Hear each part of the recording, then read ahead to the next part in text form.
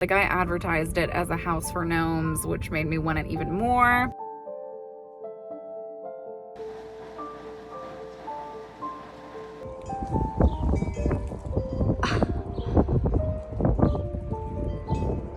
Are you guys ready for the reveal?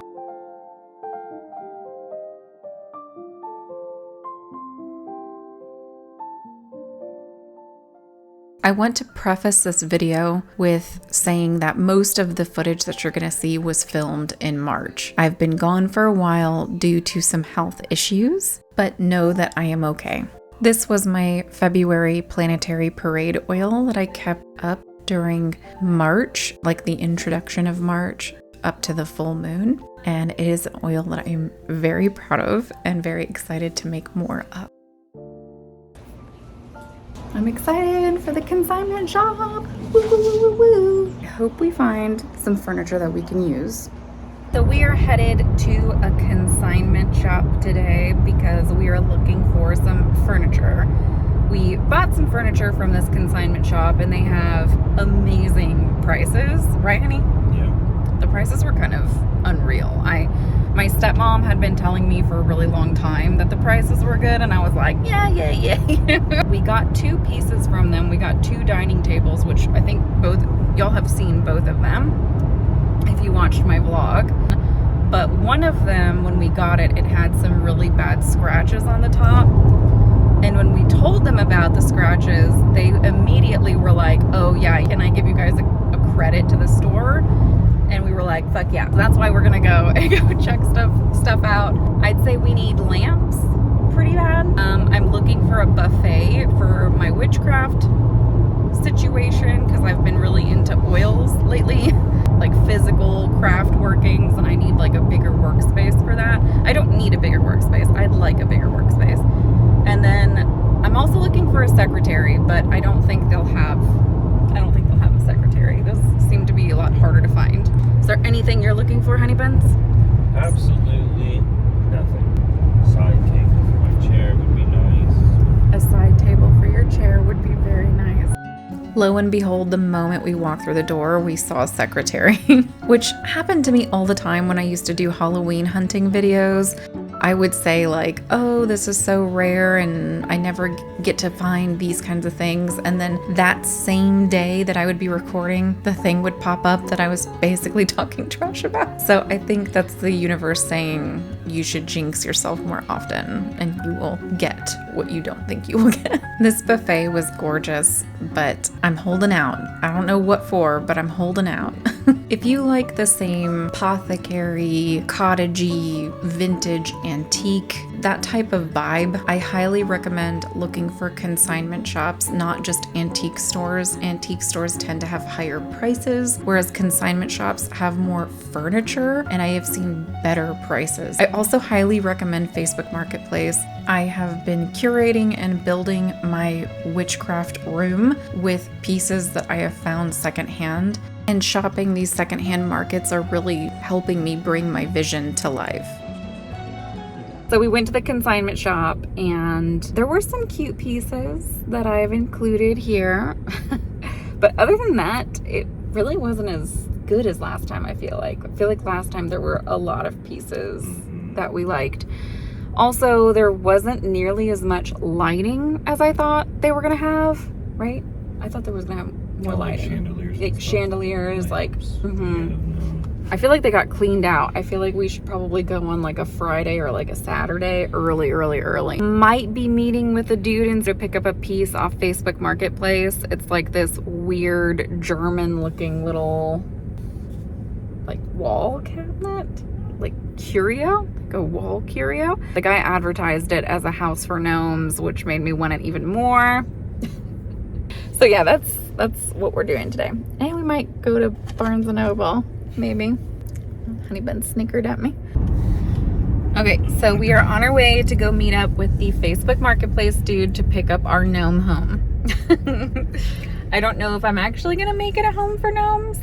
I was thinking childhood altar, my inner child altar is what I was thinking. Oh, if my face is, oh yeah, I got lipstick. I just ate. It's adorable. It is like a little house. Yeah. Isn't it cute? Mm-hmm. Do you like it? That's pretty cool. So while I don't think I'm going to be using this as a home for gnomes, definitely am letting my witchy creative side flourish right now, and I'm going to use this as almost like a poppet or a proxy for the house. I'm actually going to set up wards in this guy and put the spells that I'm going to be crafting in this house. Okay. I'm looking forward to it, and I hope that my house spirit likes this little shrine for it now. Yeah, and I think it'll be fun. Like, not only can I give offerings to my house spirit here, but I can decorate it and make it a home for the house spirit, and it will house all of my spells, not just wards and protection, but like spells for the home, right? To bring in whatever it is that I want to bring in for this. I did also bust out some of my York ghosts so that I could see what they looked like in the little house, because I thought, you know, they might fit well, and they kind of do. I liked putting... So this would be a great display hutch for the little ghosts too. So I don't know, maybe the house spirit shrine can also be a little house for my little ghosties, or maybe they can serve a purpose too for something. So we will see. The first thing is first, I'm going to clean it, like actually clean all the dirt and the grime off of it. I believe it was in someone's garage for a while. Then I'm going to cleanse it spiritually, energetically. And then I'm going to potentially paint it.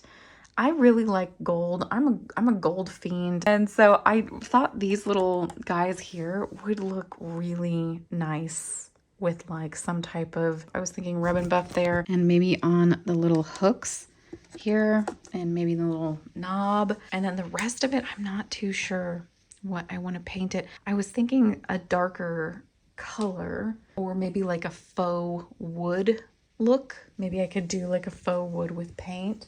My dad was like, keep it white. He really likes it. He thinks that the white will look really stark in contrast against my walls. And I'm like, no, I agree that the white will look very stark, but I don't think I want that. So let me know what you guys think I should paint this house. I find my morning rituals the perfect time to allow space for me to reflect. I'll reflect on workings, magical workings that I'm doing for that day, that week, that month, or ones that I've recently done in the past. I also reflect on myself, my current energies, my mindset, and where I'm at.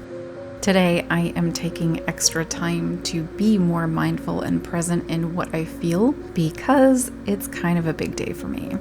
We are coming up on the month that marks 1 year since my mom has passed. The perfect word for it is harrowing. It has completely rewired me, my mind, my emotional responses, even my physical body. I feel rewritten to my core.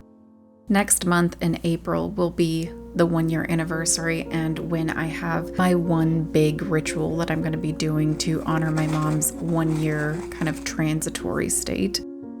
A lot of different cultures put a strong emphasis on the first year that a person passes as kind of being one of their more vulnerable years, just like a time where honoring, celebrating, mourning, grieving is kind of seen as helpful, beneficial to the person who's passed. It's believed that seeing people mourn, grieve, and celebrate you after you've passed helps you move forward. It helps you know that you are important, that you will be missed and carried on in people's hearts. A key ingredient that I'm going to be incorporating in my big ceremony coming up for my mom is going to be my hair. My mom really practiced hair magic. That was something that she always did since I was a little girl. A lot of the beliefs that she taught me, I still carry. And when I was thinking of what would be a good offering to my mom, intuitively, I just thought my hair. My hair is such a sacred piece of me in my mind and in my beliefs and how she taught me. I have a piece of her with me always, so I will be using a piece of me to honor and commemorate this year we've spent apart. I have my mother's hair. I mean, technically her hair was actually black. Mine is a dark brown with a lot more red, but we share that gene. I've got a bit of a wave, but my mom had very strong waves in her hair. And so yeah, this is a nice little hair montage. And as you can see, in the last, 7 years, I haven't done anything to my hair. I've just let it be what it is, a wild, natural thing. So while collecting this key ingredient, I'm also going to be saying goodbye to a piece of myself and re-envisioning and saying hello to a new piece of me. For this spell work, I'm going to be incorporating glamour magic and doing something I've never done before, utilizing my birth chart. Okay, I'm going to get my hair done. Wish me luck. Scorpio Venus is being implemented. My Libra Ascendant, my Libra Rising is being incorporated. I hope you guys like it. I'm excited. Are you guys ready for the reveal? So I did it. So I got my hair done. It is split dye. My hair's a lot shorter than it was, and I asked to not have it so short. However, it looks a lot healthier. It doesn't like get trapped in my armpits anymore when I'm sleeping, so that's great. But other than that, I really like the color. This is our first round of toning, so it's gonna be even lighter after a second round, and that's not gonna be until I think like April. But I'm pretty happy with it. What do you guys think? Mm-hmm.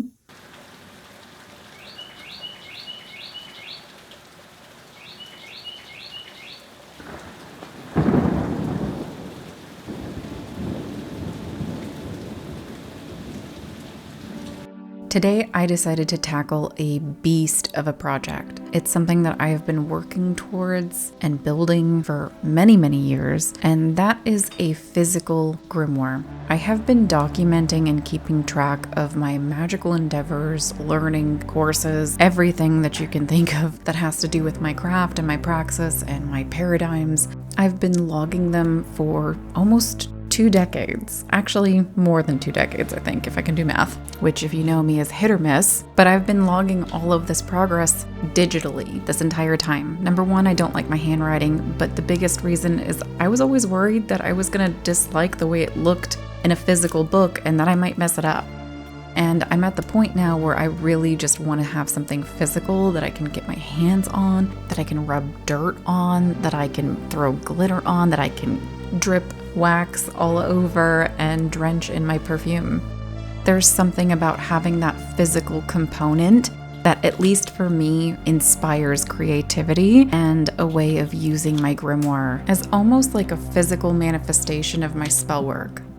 It's funny that I have spent so much time in my witchcraft practice worried about the way my grimoire would look, or if it wasn't organized or pretty, or now what's inspiring me is the idea of making it not pretty. Initially, I had this idea that I would organize everything by like the Morgan or Hecate or divination or dream magic. But after spending all this time doing this, I've decided I'm just gonna put it in order so I can see my progress. I was not expecting the dream pile to be so big, and the fact that we're not even, I think we just hit a full year. So I have many, many, many years. This is only 2023. I've not done 2024. I haven't done 2022. This is just 2023. So a lot. While I ended up tossing all of this work out, and I'm now going to go in order instead of by category, I still feel like this was a productive practice. I was able to see where a lot of my magic has kind of accumulated and grown, and how it's shifted over 2 decades. And yes, I've had it logged, but I've never really organized it like this, and this practice allowed me to really reflect and see my favorite practices. I will keep you guys posted, but for now, my idea is that I will either cut out all of these workings and paste it into a hardcover book, or I might use a binder. Every day I strive to work with my cards in some capacity, whether that's an in-depth spread or something small like 1 card a day. It is vital to my practice to keep this up, but I don't really know if that's interesting to watch in a vlog like this because I am constantly doing it. I feel like it would get a little redundant, but please let me know if this is getting redundant of seeing my card practice in vlogs. I don't often find myself incorporating my pendulum in divination sessions, but I do use it when I need more direct answers. This was a large spread covering many options that I'm facing at the present moment. If you haven't tried using multiple forms of divination with your readings, pendulums, dice, coins, they can all add so much, allowing you to craft your own personal way of intuiting.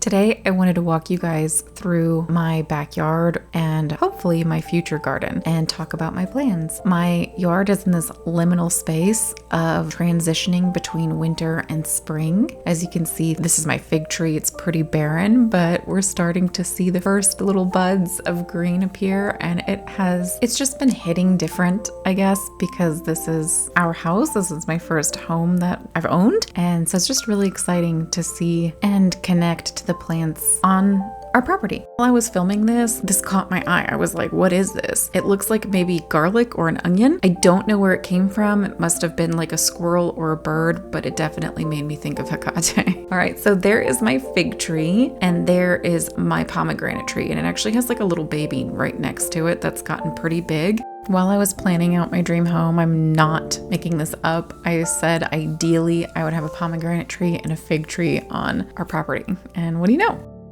I'm very inspired by like cozy gardens, like English gardens. So I really want to section off more of this. I like that this was already sectioned and then we've got this entryway.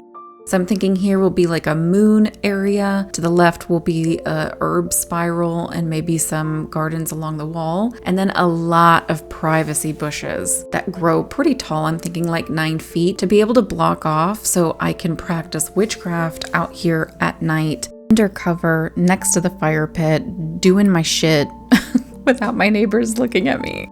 And then I've planned this massive herb garden / herb spiral where I will have all of my witches' herbs that I use the most. And when I am braver and bolder, I will try a garden. And then my twin oaks that I am a huge fan of, I try to connect with them every time that I come outside. I know this isn't the most exciting video on the planet because this is the plans of what I want to do, but that's what I've been working on. And most of my witchcraft these days have been planning. And here's a baby. So, hi everybody. It is raining pretty hard and thundering, so if you guys can hear that, that's what's going on. I think there was also just a flash of lightning.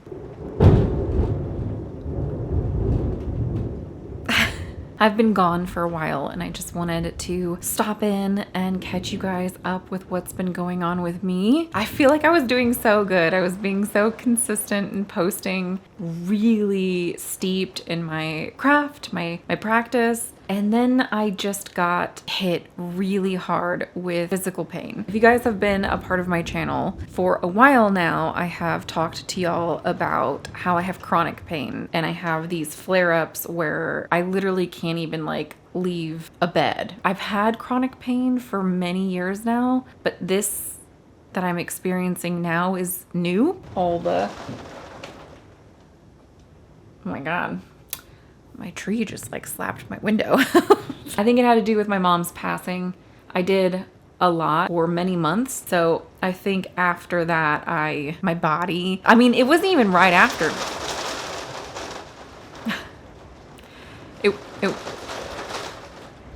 Oh my gosh, this is crazy. Then had to find a home and money, stress, and just so much was happening. All of that compounded into some new body pain. Yay. Like new body pain unlocked. I was dealing with it and I thought I was okay. And it did get worse. And it got like not even just a little bit worse. It was like substantially worse and so much more debilitating than any other pain that I had that I thought was debilitating. I just got so depressed. These trees look crazy, you guys. Like, these trees are kind of scary. I'm kind of like, maybe I shouldn't be near the window right now. Oh my God, there's actually hail. Fucking hail, are you for real? This is crazy. Okay, so now it's hailing. Okay, well, I don't think it's like smart to film right here anymore. So I just wanted to quickly let you guys know that I was like in an extreme amount of pain, and it took me a while for my body to get stabilized again, I guess. Like, I am going to doctors and I'm doing the blood work and doing all of that. It's just taking a while to figure out what's going on.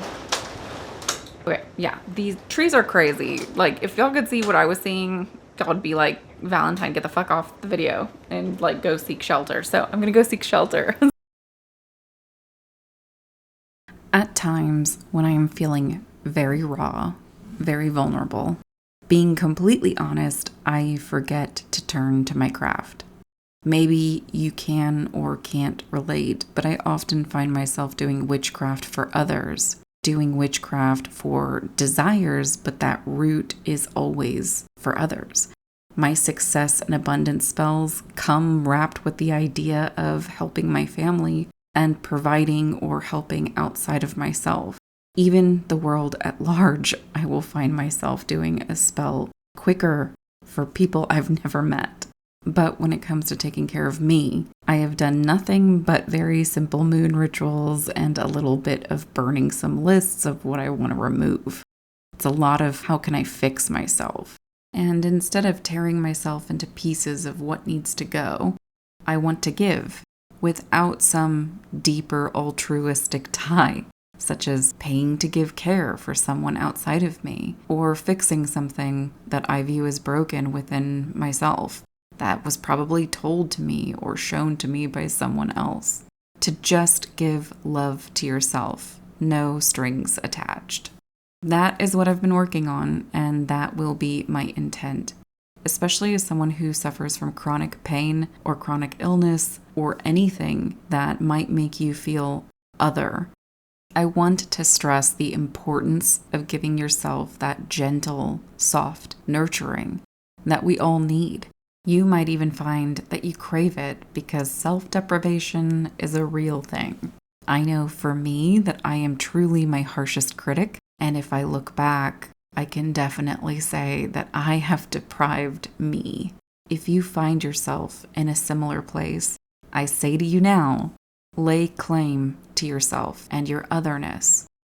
Kelly Ann Maddox here on YouTube is a woman of witchcraft genius, and I have always been heavily inspired by her self-love Septembers. Though it may not be September, I am indeed in need for some of that indulgent self-love. Here is a very simple candle that I dressed with the intention of bringing forth gentle heart energy and protection. Well before the summer solstice ever entered my mind, I have recently become aware that I am obsessed with lavender. And for years now, while visiting my dad, my husband and I would pass this little lavender farm. We would always point it out to each other and say, one day we'll visit it.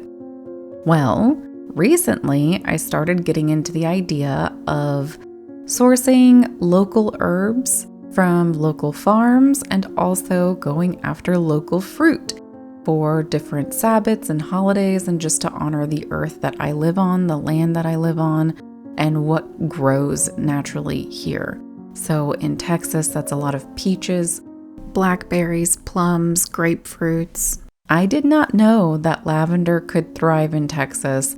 So when I was looking up different festivals that were upcoming for around the summer solstice, and I saw that the lavender farm we'd been wanting to visit for years was having a lavender festival, I lost my little witchy mind. We've come to the festival to collect some lavender ourselves. I wanted to get a couple of ounces of lavender that was grown on the land near me. And we ended up exploring, purchasing some baby lavenders, and getting a couple of treats. We ended up having a lavender lemon cookie and some lavender lemonade that were so good. I had not ever tried lavender as food. I mostly stick to the scent. I thought, what better way to celebrate the solstice than to plant some baby lavenders in my own garden and in my own yard. Along with my own love of lavender, it seems that both of my friends are also obsessed with it, and a lot of the deities that I work with either hold lavender dear to them or resonate with the magical and energetic properties of lavender. I highly recommend checking out what is local to you and incorporating them in your magical practices and holiday celebrations.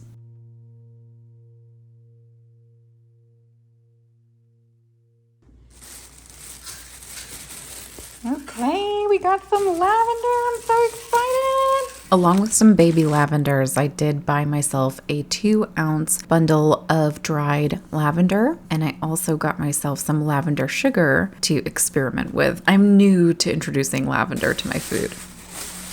Wow, these smell amazing. Do you smell that? Mm-hmm. We got this one's Elegance.